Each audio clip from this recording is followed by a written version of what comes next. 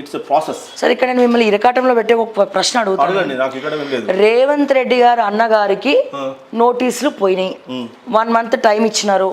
మళ్ళా పోయి మొన్న దుర్గం చెరువులో అక్కడ మీరు టైం తీసుకోవాలి, అక్కడ మీరు ఇమీడియట్ గా డిస్మాంటిల్ చేయడానికి వీలేదని వాళ్ళు పర్మిషన్స్ తెచ్చుకున్నారు. ఇదే సామాన్యులకు ఎందుకు నోటీస్ ఇవ్వట్లే, ఎందుకు మెటీరియల్ తీసుకున్న టైం ఇవ్వట్లే, ఎందుకు వాళ్ళ తరపున అంటే ఇక్కడ రేవంత్ రెడ్డి గారు తీసుకొచ్చినటువంటి హైడ్రా బెస్ట్ అయినప్పుడు అంటే ఫ్యూచర్ గురించి ఆలోచించి హైదరాబాద్ మరో బెంగళూరు లాగా లేకపోతే మరో చెన్నై లాగా కాకుండా ఉండడానికి తీసుకొచ్చిన కాన్సెప్ట్ కరెక్టే. కానీ ఇక్కడ పొలిటికల్ ఇన్ఫ్లుయెన్స్ అవుతుంది, సామాన్యులను ఒకలాగా చూస్తున్నారు, ఉన్న వాళ్ళని ఒకలాగా చూస్తున్నారు, వాళ్ళకి నోటీసులు ఇస్తున్నారు, లేని వాళ్ళకి నోటీసులు కాదు కదా సామాన్లు తీసుకునే టైం కూడా ఇవ్వట్లేదు. ఇప్పుడు పొంగులేటి గారిది FTL పరిధిలోనే ఉంది ఫామ్ హౌస్, సో అనౌన్స్ చేశారు తీసేయమని చెప్పేసి, కానీ తీయట్లేదే. లేదు అక్కడ విషయం అదే విషయం ఏంటంటే FTL లో లేదు, ఆ బఫర్ లేదు.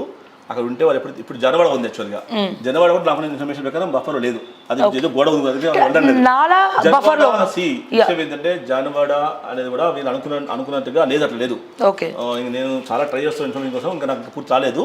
నాకున్న అరకు సమాచారం ఏంటంటే Janwada is safe account HYDRAA concept. If they want to go 100 మన అయితే ట్రిబ్యునల్ జీవో ప్రకారం వెళ్తే దట్ విల్ బి ప్రాబ్లం. అయితే సార్ ఇక్కడ జన్వాడ ఫామ్ హౌస్ ఎక్స్క్లూజివ్ గా నేను వెళ్ళి చూపించాను sir.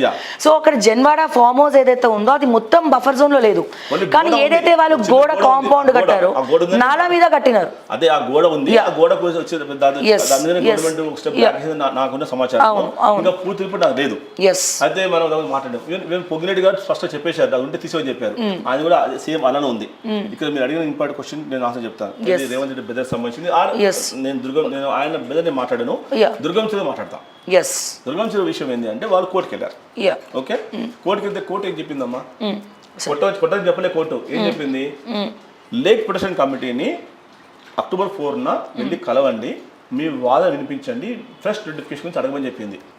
Okay, lake protection committee ఏం విధి విధానాలు ఏంటి, లేక్ ప్రొటెక్షన్ కమిటీ అనేది ఒక టెక్నికల్లీ అండ్ తర్వాత చట్టబద్ధంగా ఏర్పడే ఒక కమిటీ, అది దానికి కొన్ని విధి విధానాలు ఉన్నాయి. ఆ విధి విధానాలు ఆయన కోసం ఇప్పుడు కొత్తగా ఈరోజు ఆ విధి విధానాలని రేవంత్ రెడ్డి కోసమో వాళ్ళ తమ్ముడు కోసం మార్చే పరిస్థితి లేదు. ఒక మారిస్తే అది అందరికీ అవుతుంది. ప్రస్తుతం ఆ విధానం అదే చెప్పాను కదా నేను, అది ఎంత చెరువుకి ఎంత బఫర్ ఉండాలని చెప్పాం. దీని మీద ఇప్పుడు దీన్ని బేస్ చేసుకునే సేలింగపల్లి MRO ఆఫీస్ నుంచి తహసీల్దార్ ఆఫీస్ నుంచి నోటీసులు వెళ్ళాయి. ఇప్పుడు కమిటీ ఈ యొక్క నిబంధన పాటించి అంటే 10 hectares దాటితే ఏంటి, లోపల ఉంటే ఏంటి, అవన్నీ మాట్లాడుతూనే ఆ లేకపోతే కమిటీకి ఉన్నాయి. దీన్ని కాదని, ఈ చట్టాన్ని కాదని ఏ ఆఫీసరు ఏమి చేయలేదు. హైకోర్టు ఏం చెప్పింది, చట్టపరంగా మీరు వెళ్ళి కలవండి, కలిసి మీ యొక్క వాగ్మెంట్ వినిపించండి, నోటిఫికేషన్ ఫ్రెష్కి ఇమ్మని చెప్పి అడుగుతున్నారు. సో నేను అదే మాట్లాడుతున్నా, there is urban lakes point వస్తుంది, రేపు పొద్దున వస్తే అది వస్తుంది. వచ్చినప్పుడు వాళ్ళు మోడిఫై చేస్తే అవసరం ఉంది, చేయాల్సి వస్తుంది. అందరు నేను ఇప్పుడు అదే అంటున్నా కదా, నేను కూడా అంటున్నాను, నేనే కాదు గవర్నమెంట్ చెప్తుంది, don't treat lakes are all lakes. చెరువుల్ని ఒకే రోజు చూడకు, పట్టణ చెరువులు పల్లె చెరువులు రెండు రకాలు. చెరువు యొక్క స్వరూపం మారిపోయింది, చెరువు యొక్క ఉపయోగం మారిపోయింది. నువ్వు ఊరిలో ఉన్న చెరువుని హైదరాబాద్ చెరువు ఉపయోగిస్తా అంటే తప్పు. దానికి నువ్వు విధులను ఖరారు చేయాల్సిన అవసరం ఉంది. Time has come now. You have to define urban lake. నువ్వు అర్బన్ చెరువుని డిఫైన్ చేసి నువ్వు ఇప్పుడు పొద్దున 4th వీళ్ళు అప్రోచ్ అయినప్పుడు ఇప్పుడు నాలుగు మాట్లాడితే ఆ ఆఫీసర్స్ గత్యంతరం లేక అర్బన్ లేక్ డిఫైన్ చేసి వస్తుంది దుర్గం చెరువుని. If that happens, it happen to all lakes, it has to be. ఇప్పుడు అదే చేయాలి యాక్చువల్గా కూడా. అట్లనే అదే టైంలో మనకు కావాల్సినటువంటి ఏది ఉందో, ఏది 8% పట్టా కూడా రెగ్యులేషన్కి సంబంధించి కూడా ప్రభుత్వం మూవ్ చేయాలి. తర్వాత ఆ బండి ఎంత కట్టుకోవాలి, అక్కడ రిక్రియేషన్ క్లబ్ ఏం పెట్టుకోవాలి, దాని అప్పుడు వాటిని నువ్వు CSR ఫండ్స్ కింద నువ్వు బిల్డర్స్ కి ఇప్పుడు ఒట్టి ఇచ్చేకు లేక్ వ్యూ అని చెప్పి ఇచ్చేసావు, అక్కడ ఇచ్చేసావు నువ్వు. I don't spell that builder name.